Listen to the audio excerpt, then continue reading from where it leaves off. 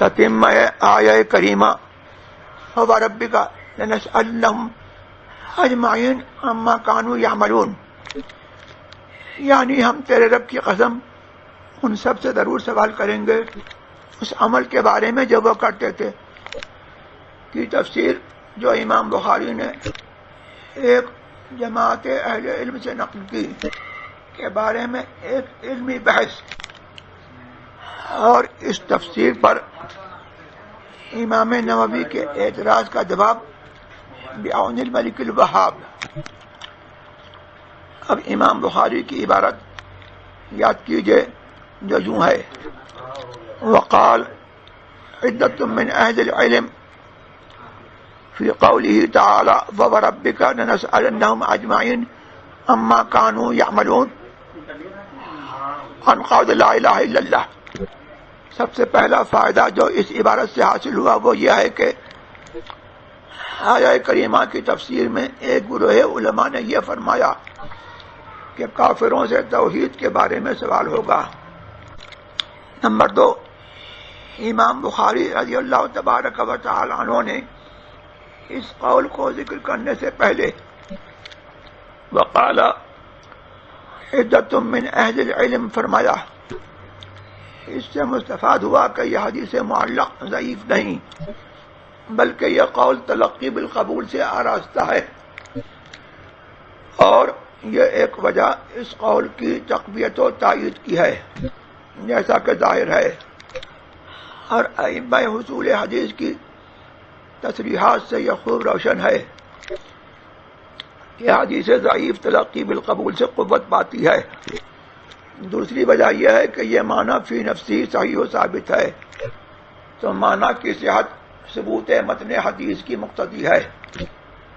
اور یہ دوسری وجہ تلقی بالقبول پر مستدراج ہے۔ اس سے بھی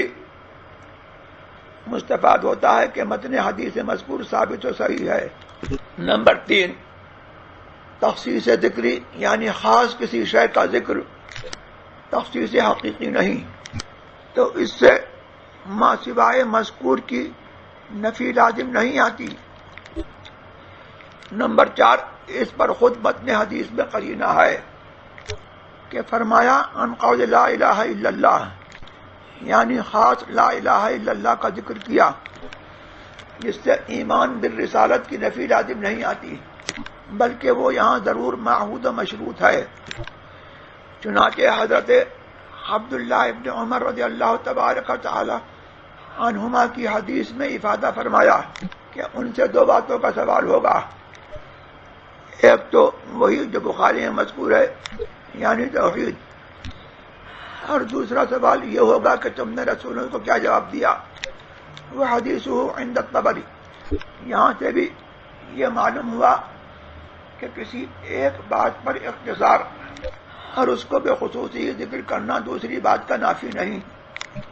یہاں سے امام نووی نے جو اس قول پر اعتراض کیا اس کا جواب حاصل ہوا۔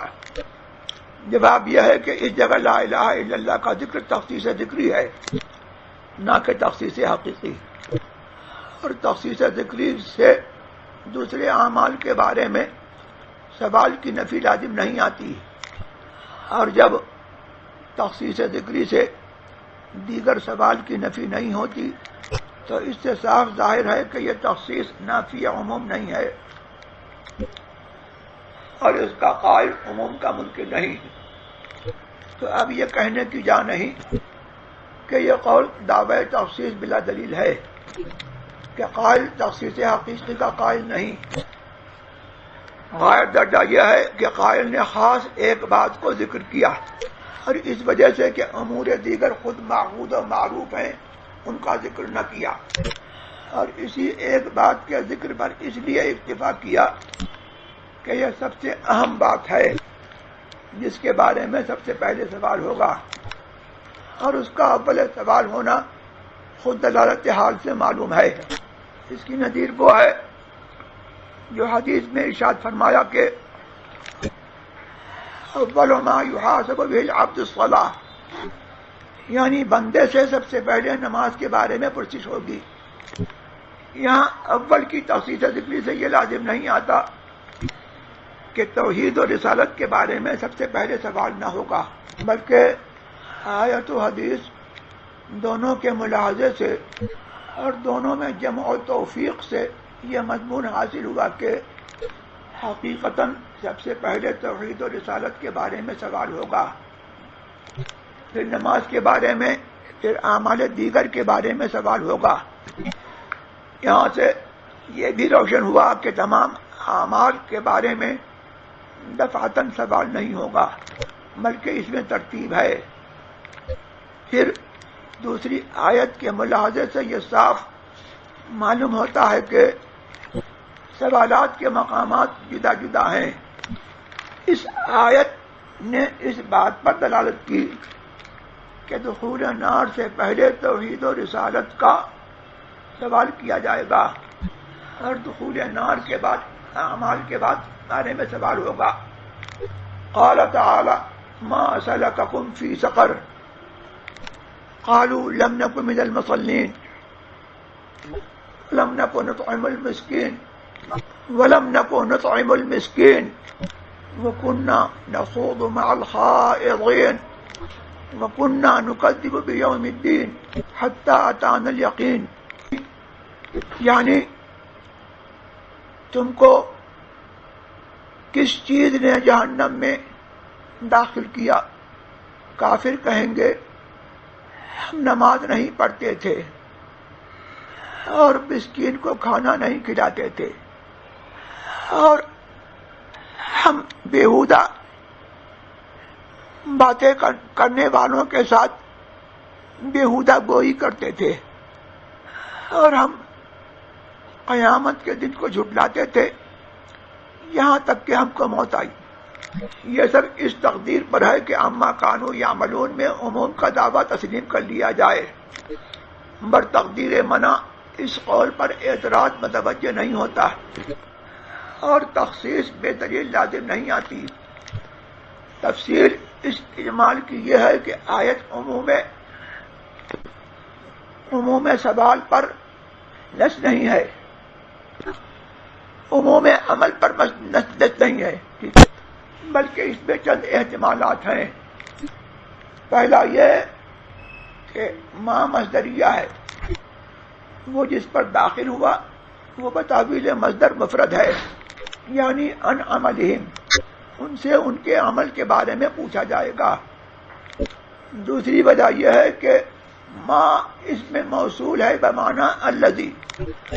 اور وہ مفرد اور جمع دونوں پر آتا ہے۔ مفرد کی مثال تنزیل عزیز میں مثلا ما بعوضۃ فما فوقها،